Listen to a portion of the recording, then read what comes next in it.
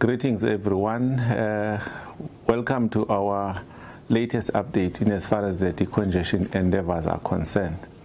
It's been a long journey to get to here. It's almost a year if you're looking at that. We started last year in November.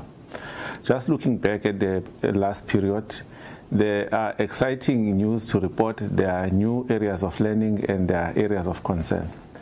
Let me start with the three clusters that I mentioned previously, that in the main, we were looking at activities that were happening outside of the port. That is how the industry was organized, how they were interacting with the port, and some behavioral issues around that. When you're looking at that bucket, the first one really, we sought to get the industry to accept that the port is moving towards working in an environment that has got booking system, where people, in line with the conditions of trade, give their notification upfront in terms of their intention to come to the port. I'm happy to report that Pier 2 and Pier 1 have successfully launched their booking system.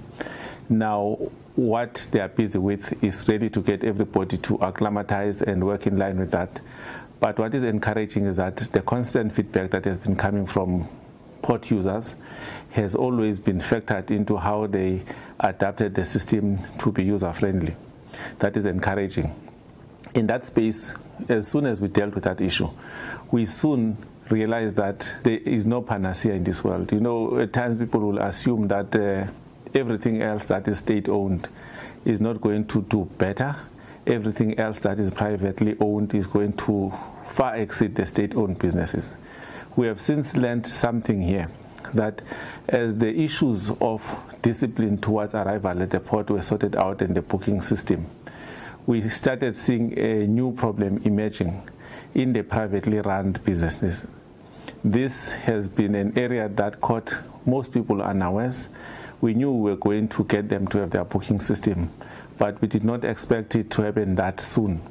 And we had to find ourselves on the back foot for quite a number of weeks, where we are facing long queues of congestion to one of the privately run terminals. As if that was not enough, there were industrial action which compounded the situation. But I'm also happy to say, again, in the true spirit of the decongestion, of collaboration, we have found a solution working with everyone else, where now the bulk terminal in Island View will be occupying their staging facility, which will be at the old airport, starting the 1st of September, this coming weekend. That's where this is going to happen from.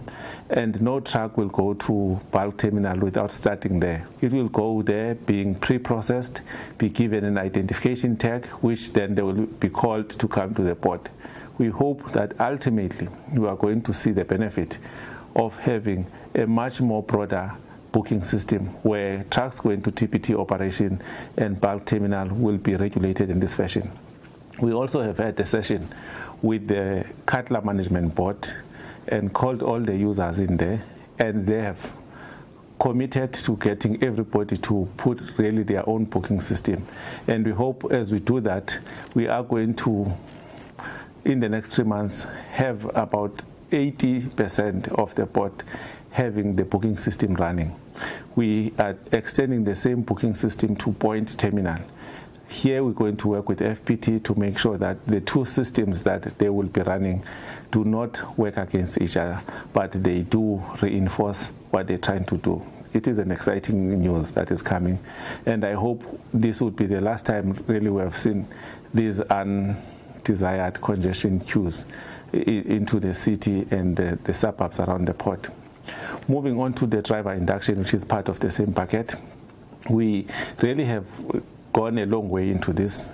We have piloted how the program is going to be run.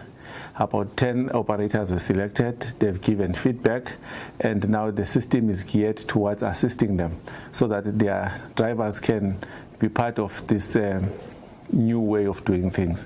We're going to rely on technology to train people, and also where situation allows, they will be face-to-face. But we have just assumed that the lockdown is going to continue, and we're going to have the driver induction being done online so that we can have an improved way of reaching out to drivers. And we also need to mention that as part of that, the other feature that we're introducing is to bring the Ubuntu concept into engaging with the drivers. We want them to appreciate that they are not only drivers, but they are the important players in the value chain who should be taken care of. And as a result of this, working with the city, we are now looking at finding truck stops and additional staging areas which will have facilities that will allow the drivers to take those bodily rests that are so desired and to have areas where they can go and freshen up. This is not a short-term program, but we're hoping that in the next 6 months we are going to be making inroads into that space. At this point in time, we are identifying parcels of land for that purpose. Moving on to the second bucket, which was around the work rate inside the terminals. We know that the booking system on its own is going to have its own limitation if it is not complemented by the speed at which the cargo is handled. I again am happy to announce here that the much awaited straddle carriers have at last arrived. TPT has received those new straddle carriers and they have been deployed into operation this week, about 9 of them, and the operators and the terminal management is really excited about the impact and the morale boosting effect from those straddle carriers. And we hope that with the increased tempo inside the terminal, better organized arrival pattern, the customers are going to really begin to feel the savings that will make them save money and be happy to come and leave the port in the shortest possible time.